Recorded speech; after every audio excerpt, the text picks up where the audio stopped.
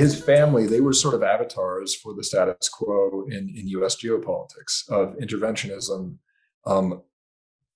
global. I keep using the word globalism, but believing that the United States needs to enforce democracy, human rights throughout the world, if need be, through military means. And Bannon was pushing hard against that. He was wanting to see nationalism internationally, which meant that the United States would draw back all of these commitments.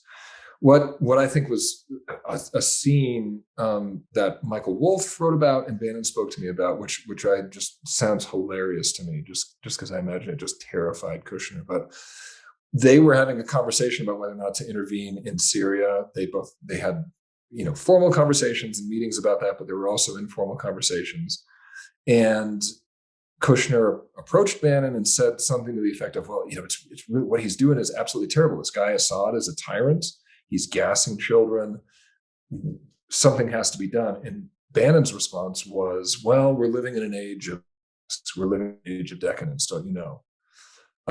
We're in the Kali Yuga, in other words. And this is just, in other words, accept this. This is fate. The cycles, the currents of time will move us through this. We don't need to do anything, but you're also not going to stop death and destruction, because death and destruction is our era right now. And Kushner is horrified, right? And apparently, if we are to believe Michael Wolff, I'd never spoken to Kushner, but apparently this was some watershed moment when he realized that Bannon, in his eyes, was crazy, was just so far outside of the pale that something had to be done about him.